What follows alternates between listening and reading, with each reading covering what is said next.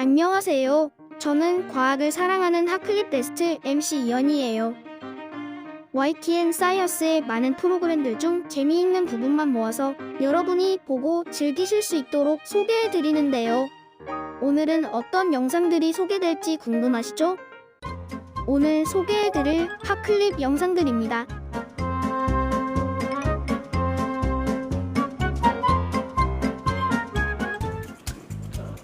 뉴스에 출연했던 가상인간 제인을 제작한 곳을 찾았습니다.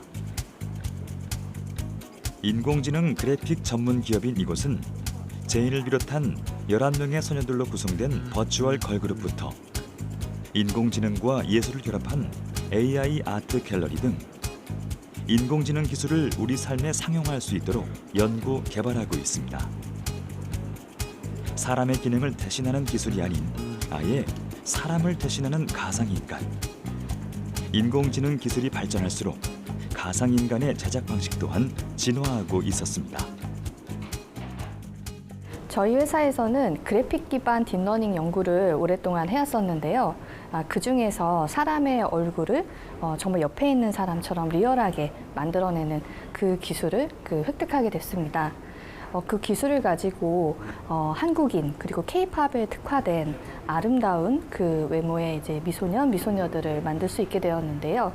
기존의 3D 기반 가상인물은 비용도 굉장히 높고 시간도 오래 걸리는 그런 일종의 좀 공예품 같은 작업이었었는데요. 이 부분을 그 딥러닝 기반으로 그리고 이제 가벼운 2D 픽셀 베이스의 기술로 전환하게 되면서 저희는 굉장히 이제 빨리 그리고 가볍게 컨텐츠를 많이 만들게 될 수 있었습니다. 이곳에서 제작한 가상인간의 얼굴은 실제 사람의 다양한 표정과 몸짓 등을 인식하고 구분하는 인공지능의 딥리얼, 딥러닝, 딥페이크 등의 각종 기술을 적용. 초당 30프레임으로 실제 사람 모델의 얼굴에 실시간 합성으로 만들어집니다. 때문에 보다 정교하게 다양한 감정 표현을 할 수 있는데요. 거기에 실제 사람인 대역 배우의 얼굴을 매칭하는 페이스 합 기술을 적용. 화면상으로 대역 배우가 아닌 가상인간의 얼굴이 보이도록 하는 건데요. 대역 배우의 얼굴이 실시간 가상인간의 얼굴로 바뀌기 때문에 생방송으로도 구현이 가능합니다. 무엇보다 큰 장점은 실제 구현할 때 변환 프로그램이 설치된 컴퓨터 외엔 별도의 장비가 필요 없다는 겁니다. 모델이 컴퓨터 앞에 앉자 모니터엔 가상인간의 모습으로 바뀌어 보이는데요. 2D와 인공지능을 통해 기존 딥페이크보다 좀 더 빠르게 전환되고 사실적으로 보입니다. 표정과 몸짓 같은 경우는 표정 같은 경우는 사실 저희가 이제 생성할 때 처음에는 정면 이미지 한 장만 딱 나오거든요. 이제 그거를 기반으로 이제 딥러닝으로 예측을 하는 거예요. 사실 얘가 이런 얼굴이 있는데 뭐 고개를 돌리면은 뭐 이런 얼굴이 될 것이다 라던가 웃으면은 이런 얼굴이 될 것이다 막 이거를 이제 딥러닝 예측을 해서 그거를 하나하나 다 그 조합을 만들고 그 조합된 이제 그 결과들을 바탕으로 그 페이스한 모델을 훈련을 시키는 방식이죠. 예를 들면 이제 다양한 그 각도와 다양한 뭐 표정 같은 거를 굉장히 자연스럽게 만들 수 있고요. 이제 경량화 기술 통해 가지고 실시간으로 보여드릴 수 있다는 점, 이 두 가지가 대표적인 거 아닐까 싶습니다. 자, 일단 내가 뭘 만들지 영상부터 먼저 보여주겠어. 자, 영상 큐! 종이컵에 무언가를 넣고 마구 섞어주자. 잠시 후. 막 부풀어 올라요. 이거 뭐예요? 신기하지? 이게 카루베야키라고 해서 일본식 달고나야. 달고나 재료, 설탕과 달걀, 식소다, 물 등이 필요합니다. 자, 먼저 흰자와 노른자를 분리를 해줘야 돼. 너 같은 경우에는 식당에서 일하는 사람인 만큼 이거는 기본적으로 할 수 있겠지. 자, 저는 설거지 담당이라서. 답답해. 너 너무 답답해. 이렇게 하란 말이야. 아, 또 내가 해야 되네. 자, 이렇게 해서 이거를 떨어질 수 있게. 자, 흰자만 떨어졌지? 이렇게 하고 이제 요 흰자 2스푼 정도를 소주컵에 넣어주는 거야.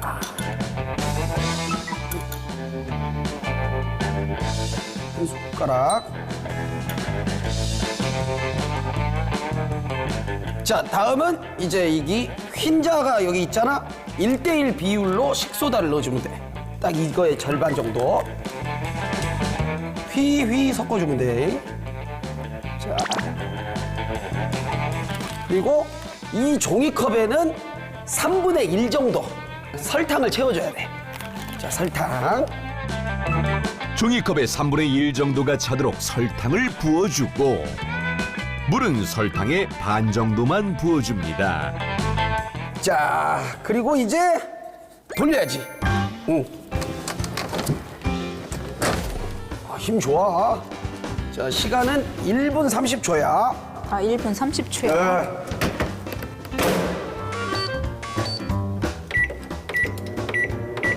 됐어. 자, 이제 1분 30초 동안 기다리고 있으면 돼. 됐다. 꺼내봐. 어떻게 됐어?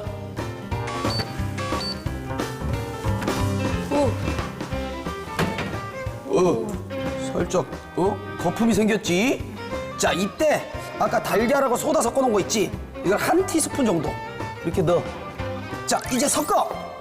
주스피드로 섞어주다 보면 설탕이 부풀었다가 거칠어지는 느낌을 받게 되는데요. 오, 쫙 놓으면 올라온다. 젓가락을 빼자마자 마치 살아 숨쉬듯 쑥 부풀어 오르기 시작하는 설탕. 다시 봐도 정말 신기한 광경이죠? 희한하네.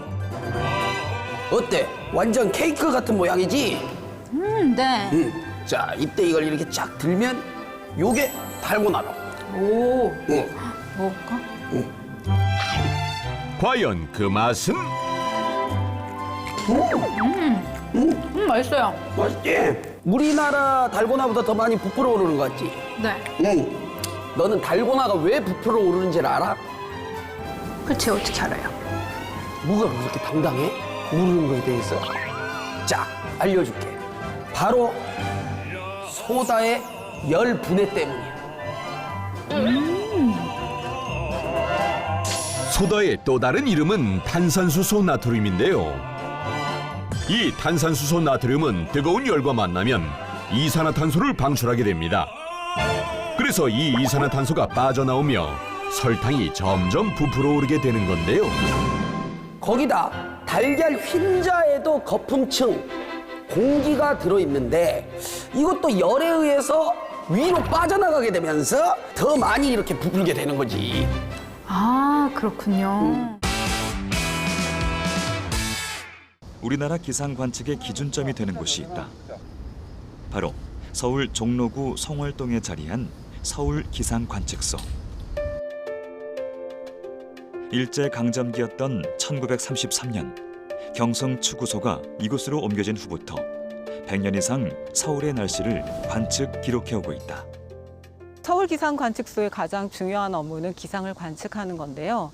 기온이나 기압, 풍향, 풍속, 강수량 같은 요소들은 1분마다 자동으로 관측이 되고 있고요. 그 외에도 적설이나 아니면 서리, 결빙 이런 기상 현상은 직접 눈으로 관측을 하고 있어요. 그 외에도 계절 관측 업무를 하고 있습니다.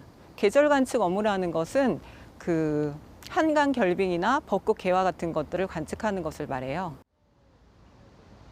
뉴스를 통해 보도되는 서울의 첫서리, 첫눈, 벚꽃 개화 시기 등은 바로 이 서울 관측소에서 관측된 자료를 토대로 정해지는 것인데, 이는 대부분 기상 관측 요원들이 365일 관측해서 직접 기록하는 데이터다.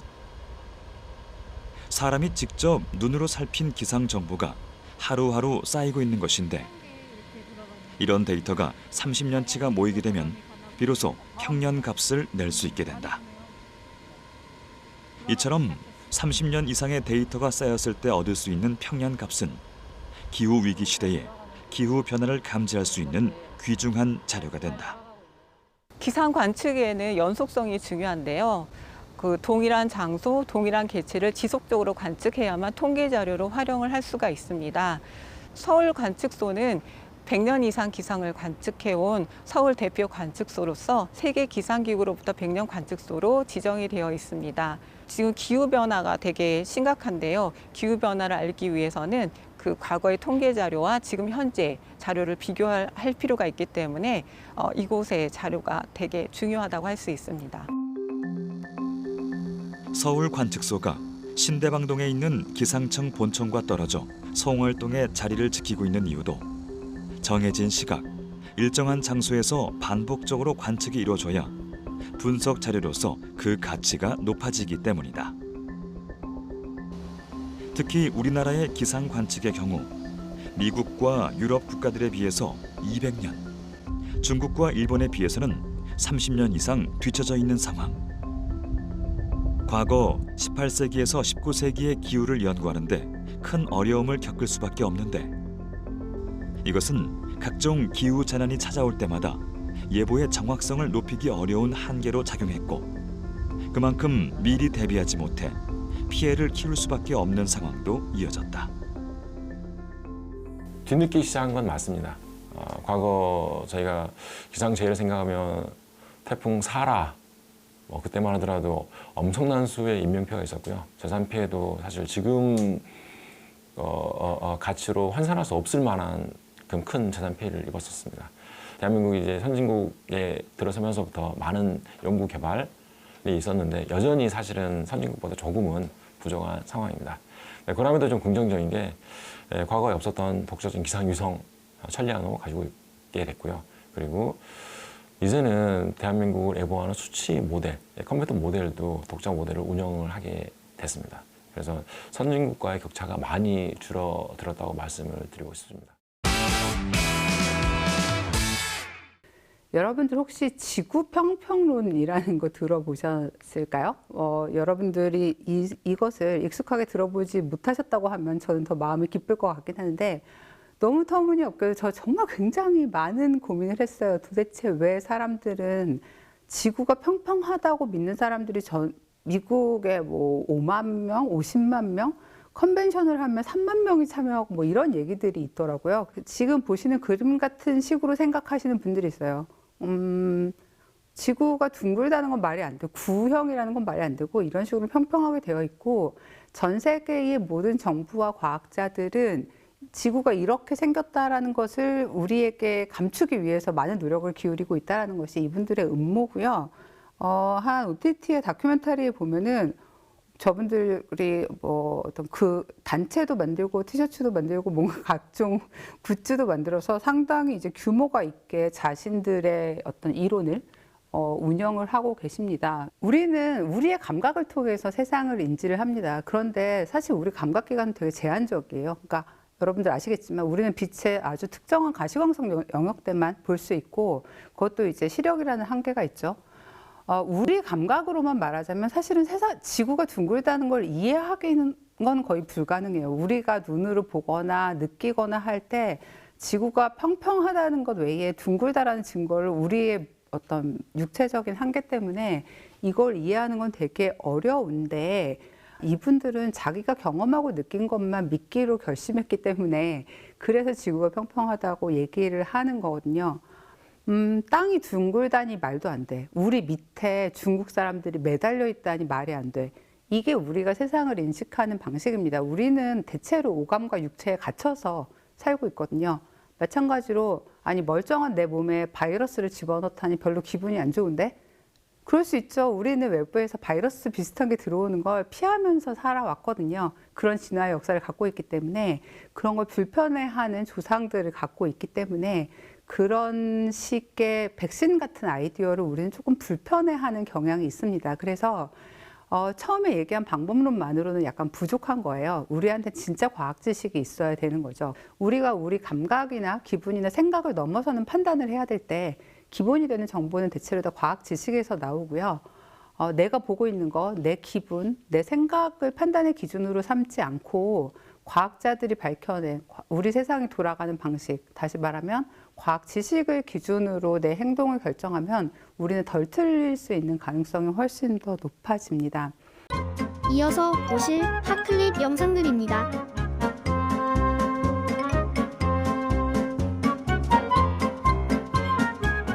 최 박사님 실험 잘 되고 계신가요? 네, 현재 지금 실험이 진행되고 있고요. 먼저 광원에서 CW 광을 내주고 있고 이 부분에서 광을 광펄스 형태로 변주를 시켜주고 있습니다. 저장을 많이 한다고 다가 아니죠.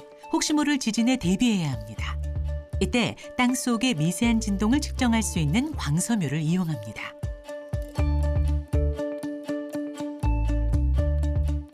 탄성파를 이용해 작은 진동도 모니터링할 수 있도록 성능을 높이고 있는데요. 기존의 센서는 포인트형 센서인데 반해서 광섬유는 분포형 센서라고 볼 수가 있겠습니다. 따라서 훨씬 더 넓은 영역에 대해서 저희가 유연하게 센서들을 분포를 할 수가 있겠고요. 그리고 무엇보다도 경제적이라고 할 수가 있겠습니다. 광섬유는 반영구이기에 경제적이고 다른 전기적 잡음의 영향을 받지 않아 더욱 정확한 모니터링이 가능합니다. 그렇다면 만약 암석이 갈라지면 어떻게 될까요? 이산화탄소가 누설돼 주변 환경과 주민에게까지 큰 피해를 줄 수 있겠죠. 지금 결과물이 나온 것 같습니다. 네, 반응물의 농도를 조절해서 탄산칼슘이 얼마나 침전했는지를 확인했습니다. 눈에 보이신 것처럼 이렇게 많은 탄산칼슘이 튀긴 것을 확인할 수 있습니다. 센터는 누설 사고에도 철저히 대비하고 있답니다. 탄산칼슘의 침전을 이용해 살이 아무는 것처럼 암석의 틈을 붙게 하는 겁니다. 이 연구 결과를 담은 논문은 학계를 놀라게 했습니다. 건물을 보강할 때 이미 사용되던 기술이지만 이산화탄소 저장에 적용하자는 획기적인 아이디어를 낸 거죠. 기존에 올라간 압력이 있고 탄산칼슘이 침전돼서 맞게 되면 더 그래프 압력 증가가 더 크게 됩니다. 2030 국가 온실가스 감축 목표를 제시를 하였고요. 이것이 지금 이산화탄소 저장 분야에서는 2030년까지 연간 400만 톤의 CO2를 저장을 해야 됩니다. 문신이 많거든요. 그럼 제가 오늘 이거 한번 적어서 보여드릴게요. 자, 오늘 보여줄 곤충은 바로 이 사슴벌레. 물론 이 곤충 또한 재료는 종이 한 장이 전부. 중간, 뒷다리, 이제 몸통이고요. 여기 뿔, 여기도 뿔이에요.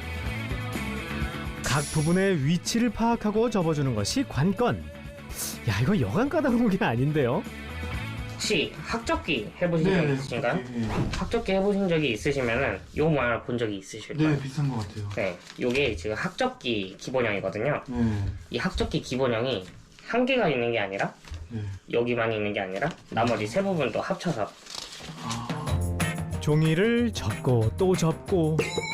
지금 이거 잘 되고 있는 거 맞죠? 검은색 부분이 안에 보이죠? 그러기 위해서 이제 요거를 뒤집어 까주는 거죠. 검은색 부분에. 검은색 부분을 위로 향하게 접어줘서 다리와 더듬이 부분을 만들어줍니다. 디테일한 부분까지 섬세하게 만들어내는 종이접기 고수. 최대 3일, 빠르게는 2시간 이내에 완성된다는 그의 작품들. 네, 친구가 생겼습니다. 이거 하는데 몇 시간 걸린 거예요, 지금? 이제 이게 5시간 정도 걸린 것 같아요. 자그마치 5시간에 걸쳐 완성한 오늘의 곤충. 와, 정말 완벽합니다. 종이는 평면이잖아요. 네. 이 평면의 종이를 입체적으로 표현할 때 되게 표현할 수 있는 방법이 다양해서 그 부분이 되게 좋은 것 같아요. 그가 만드는 건 곤충뿐만이 아니라는데요. 이거 뭐예요? 이거는 이제 천사를 접어봤는데요. 날개랑 이렇게 손 표현에 집중해서 접어봤습니다. 치마 포인트를 살려 제작된 마릴린 먼로를 시작으로 실제보다 더 실제 같은 동물들도 한가득. 야, 정말 대박입니다. 오늘은 조금 특별한 시간을 가질 예정이라는데요. 어디 가시나요? 이거요? 이제 밖으로 가지고 나가려고. 곤충이니까 이제 자연과 함께 찍으면 또 좋고 이제 사람들 반응도 보고. 오랜 시간에 걸쳐 만든 곤충들은 더 특별하게 남기기 위해 사진에 담아낸다는데요. 와, 자연 속에 있으니 진짜 곤충 같아요. 진짜보다 더 진짜 같은 모습에 시선 집중. 아니, 종이 작품을 본 적은 많은데 한 장으로 만든 게 되게 색다르고 멋있는 것 같아요. 굉장히 많은 종류의 곤충들이 있잖아요. 앞으로 그런 곤충들을 모두 다 접어가지고 세계 최고의 곤충 종이접기 작가가 되는 것이 꿈입니다. 진피까지 빠르게 도달해 흡수율을 높인다는 나노 전달체. 과연 진짜일지 실험을 해보기로 했다. 지금 나노 전달체 기술이 접목된 화장품 원료와 그렇지 않은 원료를 피부에 바르는 테스트를 진행해서 흡수율 변화를 관찰할 예정입니다. 나노 전달체 기술이 접목된 화장품입니다. 나노 전달체 기술을 적용시킨 화장품과 그렇지 않은 화장품을 얼굴의 왼쪽 그리고 오른쪽 양쪽에 각각 동일하게 발라준 뒤 충분히 흡수될 때까지 5분 정도 잠시 방치했더니 나노 기술이 적용되지 않았을 때는 표피층에만 화장품 원료가 머물러 있는 것을 확인할 수 있었고 나노 전달체 기술이 적용된 화장품을 발랐을 때에는 내부 진피층까지 침투해서 흡수하는 것을 확인할 수 있었습니다. 20분 후 그리고 40분 후에도 같은 결과를 보였다. 이걸 통해서 나노 전달체 기술이 적용되었을 때는 피부의 흡수율이 더 증가한다는 것을 확인할 수 있습니다. 남다른 흡수율을 보이는 나노 전달체. 대체 어느 정도로 미세한 건지 직접 나노 입자의 크기를 측정해 보았는데 저희가 흔히 알고 있는 감기 바이러스나 코로나 바이러스가 약 100나노미터로 나와 있는데요. 저희는 그거보다 더 작은 40나노미터로 현재 측정되어졌습니다. 눈에 보이지 않는 아주 작은 크기의 구형을 통해 미세한 나노 입자들이 생성된다고. 보시는 바와 같이 균일한 입자 크기가 형성되는 것을 볼 수 있었고요. 이렇게 구형이 형성됨으로써 저희가 유효 성분들을 봉입할 수 있는 전달체가 되는 것입니다. 유효 성분의 효과적인 전달을 위해 필수적인 나노 전달체. 만들기 위해 필요한 것이 있는데 이거는 저희 나노 전달체 기술 원료인데요. 이름은 화이트 컴플렉스좀이라고 하고 이 안에 들어가 있는 것은 코엔자임 Q10, 리포익 애시드, 글루타치온, 비타민 C와 같은 원료들이 들어가 있습니다. 이거는 지금 원료화를 시킬 예정입니다. 전달체를 만들기 위해 필요한 원료들을 모두 넣은 뒤 믹서로 섞어주는데 드디어 화장품을 만드는 건지? 화장품을 만들 수는 없고요. 이제 이게 입자 크기가 100에서 150나노 이렇게 좀 여러 가지로 분포되어 있습니다. 그래서 크기를 일정하게 이제 해주는 공정이 필요합니다. 피부층에 더욱 깊숙이 흡수될 수 있도록 전달체 입자의 크기를 미세하게 조절하는데 이제 설비 구동 시작해 주세요. 봉입하고자 하는 성분이나 원료를 최대한 많이 봉입할 수 있도록 만드는 것이 핵심이라고. 제조된 나노 전달체를 100나노미터의 균일한 나노 전달체로 제조하여 피부 진피까지 흡수될 수 있는 일정한 효능 효과의 나노 약물 전달체로 제조하기 위해 해당 공정을 수행하고 있습니다. 수치 예보 모델을 운영하는 데 있어서 가장 핵심적인 역할을 하는 것이 바로 슈퍼컴퓨터다. 슈퍼컴퓨터는 사측 연산이 1초에 5경 1000조 번 가능할 정도의 우수한 성능을 자랑하는데 우리나라 기상 예측에 슈퍼컴퓨터가 처음 도입된 것은 2000년.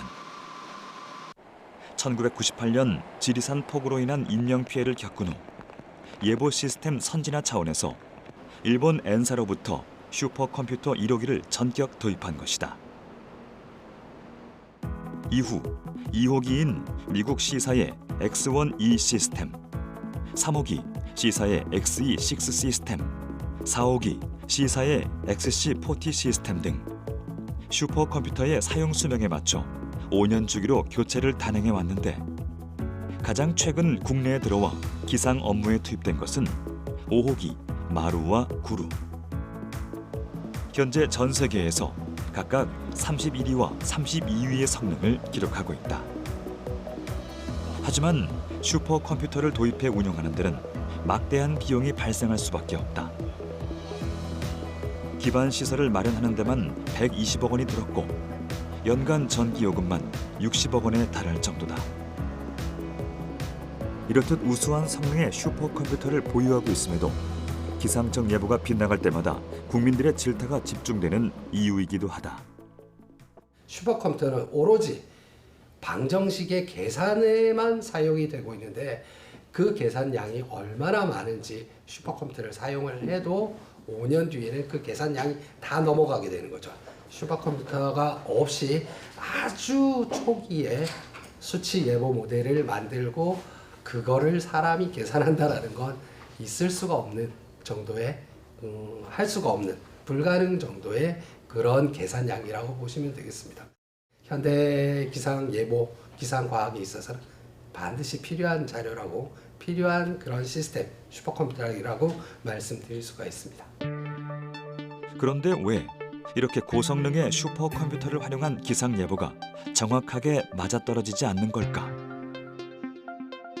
초대형 계산기를 할 수 있는 슈퍼컴퓨터는 방대한 양의 관측 데이터를 통해 결과를 산출하는 것일 뿐 자체적으로 날씨를 예측하진 못한다. 따라서 계산을 위해 입력되는 기상 관측 데이터 값이 조금만 달라져도 전혀 다른 결과가 나올 수 있다는데 아무리 기후 현상을 정확히 관측한다고 해도 크고 작은 오차가 생기기 마련. 슈퍼컴퓨터 계산에 쓰이는 관측 데이터가 100% 정확하지 않은 이상 기상 예측의 정확도 역시 떨어질 수밖에 없는 것이다. 오늘 핫클립 베스트 잘 보셨나요? 다음 주에 더 알찬 내용들로 찾아오겠습니다.